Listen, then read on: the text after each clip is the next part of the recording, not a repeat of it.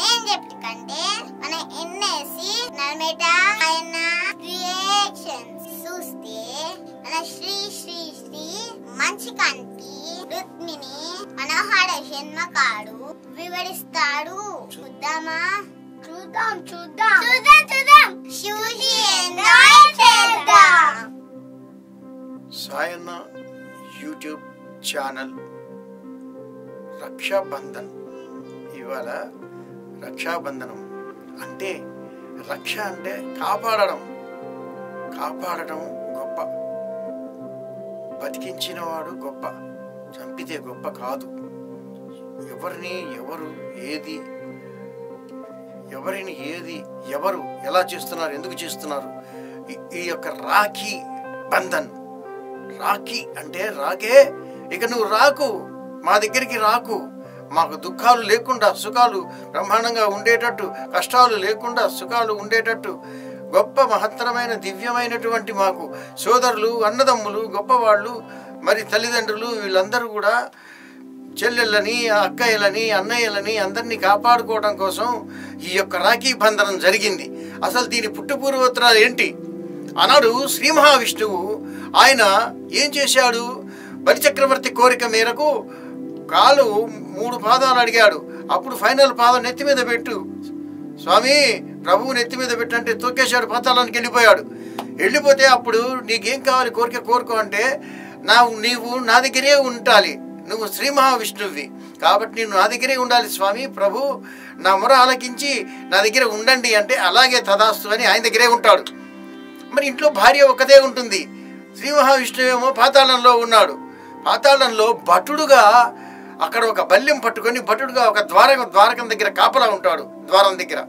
అలాంటి కాపలాదారుడు శ్రీ మహావిష్ణువు అయితే మరి ఈయనేమయ్యాడు? రాజు అయ్యాడు. అక్కడ పాతాళానికే అధిపతి, పాతాళేశ్వరుడు, పాతాళరాజు, బలిచక్రవర్తి. అంత గొప్ప బలిచక్రవర్తి అప్పుడు ఈయనని ఎట్లా రప్పించాలి అని చెప్పి ఇంకా సరే అని ఆమె మహాతల్లి అక్కడి నుంచి ఉర్రుకుంటూ వచ్చేస్తుంది. ఎక్కడి నుంచి? వైకుంఠం నుంచి పాతాళానికి వచ్చి అప్పుడు పాతాళ చక్రవర్తి అయినటువంటి బలిచక్రవర్తిని నాయన సోదరా అని చెప్పి సంబోధించి నమస్కారం చేసి, నీవు నాకు ఒక అంటే ఫ్రెండ్, మామూలుగా చెప్పుకుంటే ఫ్రెండ్ లాగా, అంటే నా సోదరుడివి, నా అనంగుడివి కాబట్టి నాయన దయ ఉంచి నా యొక్క భర్తని శ్రీ మహావిష్ణువుని నువ్వు విడిపించు, నేను తీసుకొని వెళ్తాను అని చెప్పి ఆమె ప్రాధేయపడుతుంది. అప్పుడు అయ్యో తల్లి, నువ్వు అంత ప్రాధేయపడాల్సిన అవసరం లేదమ్మా, నేనే ఇచ్చి పంపిస్తాను అని చెప్పగానే అప్పుడు ఆమె ఏం చేస్తుంది? రాఖీ తీసి, రాఖీ అంటే ఎప్పటికీ రక్ష, ఇంకా రాకు ఇలాంటి బాధలు, ఇబ్బందులు, ఏ గొడవలు కానీ కొట్లాటలు కానీ ఏవి వచ్చినా చేసినా నా సోదరులు నన్ను ఆదుకుంటారు, నా అన్నలు నన్ను ఆదుకుంటారు అని చెప్పి దాని అర్థం అన్నమాట. అప్పుడు బలిచక్రవర్తికి రాఖీ కడుతుంది. రాఖీ కట్టి సోదరా అంటుంది, అయ్యో మా బావగారే, నువ్వు ఇలా అడగాల్సిన పని లేదమ్మా అని చెప్పి సాష్టాంగ ప్రణామం చేసి శ్రీ మహావిష్ణువుకి లక్ష్మీదేవికి అప్పుడు పంపించేస్తాడు. పోయి హాయిగా వైకుంఠంలో ఉంటాడనమాట. ఇది రాఖీ. అక్కడి నుంచి మొదలైంది రాఖీ.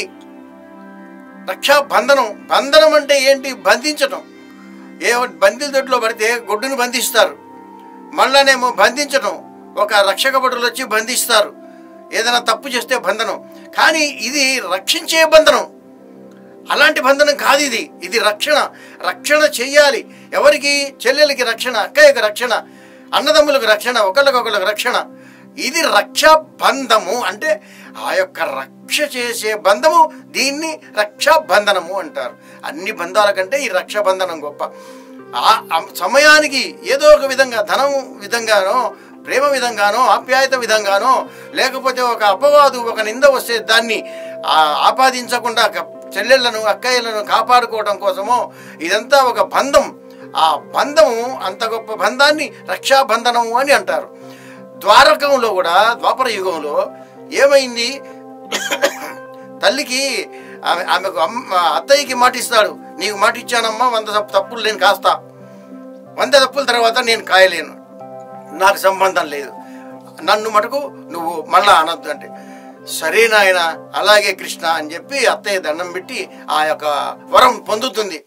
ఇంకా వీడేం చేస్తాడు, తప్పుల మీద తప్పులు, తప్పుల మీద తప్పులు, తిట్ల మీద తిట్లు, తిట్ల మీద మామూలు తిట్లు కాదు అవి, ఘోరాతి ఘోరంగా భయంకరంగా తిట్టి 100 తప్పులు దాటిపోతాడు. 100 తప్పులు దాటిపోయిన తర్వాత అయిపోయింది నీకు ఇచ్చిన సమయం అని చెప్పి అప్పుడు సుదర్శన చక్రాన్ని వదులుతాడు. వదిలితే వాడి తల ఖండించి వెళ్ళిపోతుంది. ఆ యొక్క సందర్భంలో చెయ్యి కొద్దిగా ఒక రక్తపు బిందువు రాలుతుంది.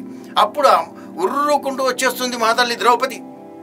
వచ్చి గబగబ గబగబ బట్ట చించి చీరే, ఇంకా అవి ఆలోచన ఏమి ఉండదు, చించేసాం కట్టేసేస్తుంది. అప్పుడు అంటాడు, తల్లి నువ్వు నాకు ఇది సహాయం చేశావు, కానీ అవసరం వచ్చినప్పుడు సమయం వచ్చినప్పుడు నేను నీ సహాయాన్ని నీ రుణం ఉంచుకోను, నేనేం చేయాలో అది చేస్తాను తల్లి అని చెప్పి శ్రీకృష్ణుడు వెళ్ళిపోతాడు. ఇది రక్షాబంధనం. అదొక బంధనం, ఇదొక బంధనం. ఆ విధంగా ఆనాటి నుంచి యుగ యుగాల నుంచి వస్తున్నటువంటి ఈ బంధం, ఈ రక్షాబంధం అలానే ఈ రోజు కూడా కొనసాగుతూనే ఉంది. ఎందుకు కొనసాగుతున్నది అంటే వాళ్ళు గొప్పవాళ్ళు, దైవాంశ సంభూతులు, గురువులు, పురాణ పురుషులు, యోగులు, జ్ఞానులు, పండితులు, వాళ్ళు తయారు చేసింది వాళ్ళు ఏ విధంగా అయితే జరిపారో దాన్ని ఆ విధంగానే అలా అలా అలా అవలంబిస్తూ వస్తున్నాం అందరం కూడా. కాబట్టి ఇంకొకటి ఈ రక్షాబంధనం రోజు పండగకి ఎలా అయితే దసరా ఇవన్నీ చేసుకుంటారో దాని సమానంగానే అందరూ కలుస్తారు. అందరూ కలిసిన తర్వాత ఇంట్లో పిండి వంటలు, నావకాయ పిండి వంటలు, దద్దోజనాలు అవి ఇవి అన్నీ తిని బ్రహ్మాండంగా ఎంతో ఆనందంగా ఆలాజాలంగా గడుపుతారు. ఇది రక్షాబంధనం యొక్క మహత్తరమైన గొప్పమైన దివ్యమైనటువంటి కథ. స్వస్తి. ఈ వీడియో మీకు నచ్చినట్లయితే లైక్ చేయండి, షేర్ చేయండి, కామెంట్ చేయండి. మరిన్ని వీడియోస్ కోసం మా ఛానల్ ని సబ్స్క్రైబ్ చేసుకోండి.